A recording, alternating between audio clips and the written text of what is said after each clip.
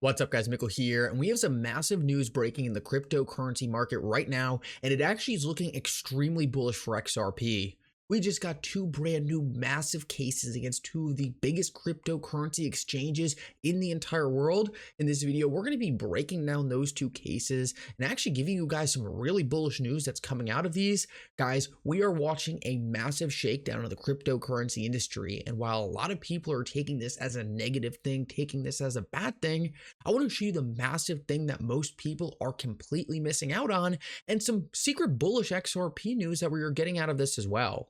Like always, your support means so much to this channel. If you enjoyed these videos, make sure to take a quick second to like this video and subscribe to my channel. It's really going to help me out so much. Also, if you ever need a good place to buy some XRP or the Flare token, make sure to check out my favorite exchange, Uphold, down in the description of this video. There's only a couple more days of Uphold's 50,000 XRP giveaway. You do not want to miss out on that. Go to the link in the description of this video and sign up for Uphold. With that said, though, let's jump right into it, and I hope you guys enjoy the content. Now, this is actually pretty interesting because for those of you who have actually been around for a couple months now, well, you know that the SEC actually already went after Kraken and they settled for $30 million.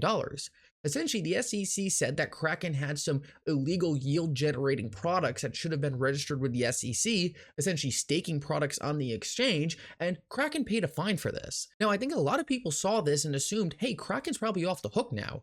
Kraken paid their fine, the SEC got their money, so it's time for both parties to move on and for Kraken just not to do the things they settled with the SEC for. But what we are seeing is that was not enough for the SEC, and now they're back going after Kraken once again. I think one thing we can really learn from this is that Ripple made the right decision not settling with the SEC. We know that Brad and Chris have stated multiple times they had the option to settle with the SEC, but they didn't want to do it. And what we're seeing now is that was 100% the right call. Kraken paid $30 million to settle with the SEC, and where did they end up? In another case with the SEC. They didn't get anything out of it. Instead, Ripple paid $150 million, got clarity for XRP, won the case, but also got the SEC to agree to never to bring charges against Brad and Chris again. This is the really important thing Ripple got out of their case. The SEC can't go after Brad and Chris again and will likely end up not being able to go after Ripple again after Ripple finishes them off in court.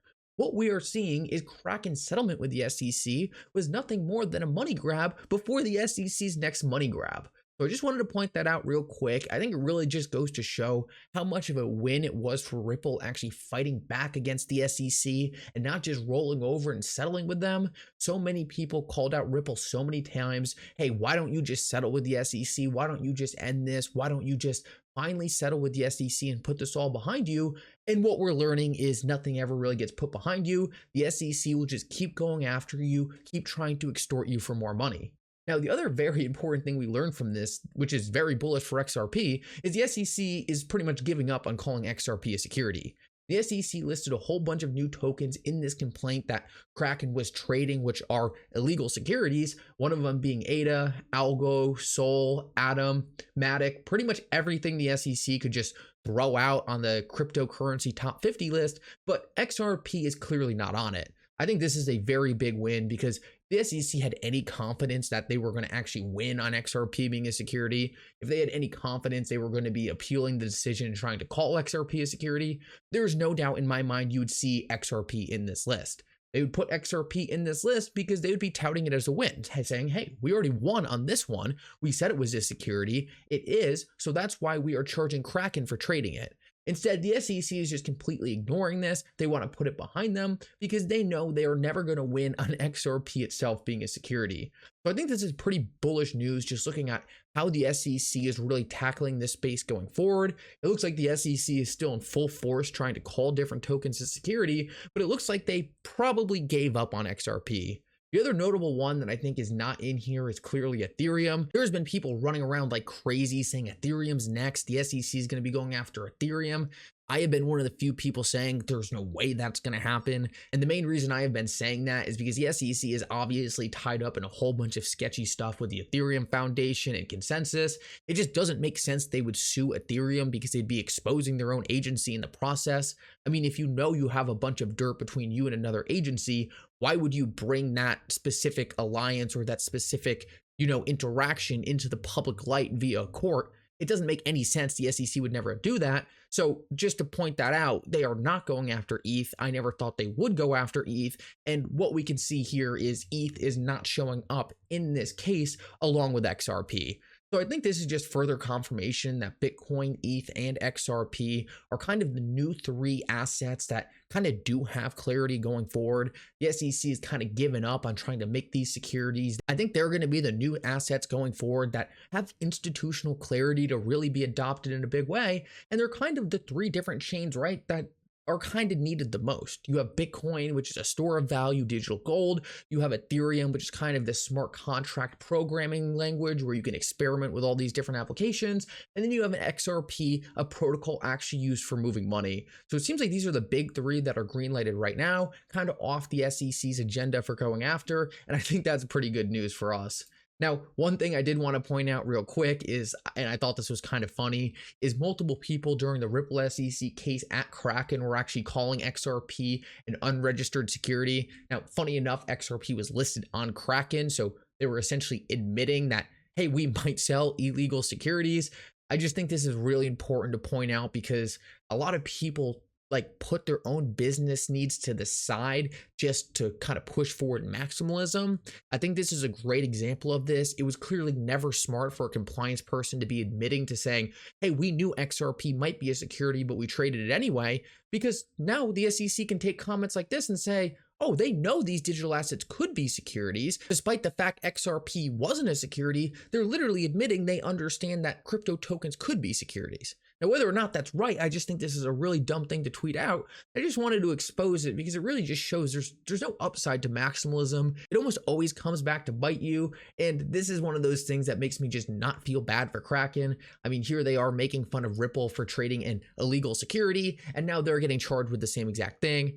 Anyone who thinks that the SEC's case against Ripple was an XRP thing or an anti-Ripple thing is clearly flat on their face once again. The SEC is going after all of crypto, and that has never been more clear by the charges we just saw against Kraken. So now I want to finish this video up and go over the massive case that just got filed, and that was the DOJ actually going after Binance. Now, I quickly mentioned this in my video yesterday, and I actually talked about why I think this is a hugely bullish event for the cryptocurrency industry. But today we actually got confirmation that this thing is essentially done. The CEO of Binance, CZ Binance, is stepping down and paying the DOJ $4 billion essentially to make all the bad things go away. And the reason why this is so bullish is because so many people were saying that this was the black swan scenario. Binance going under was going to tank the market and was going to completely destroy confidence in the entire cryptocurrency sector. But what we're seeing is that was not the case. Binance did some things in the past they shouldn't have, and they admitted to that. But there's no hole in Binance. There's no black swan scenario here. They're just paying a fine and moving on.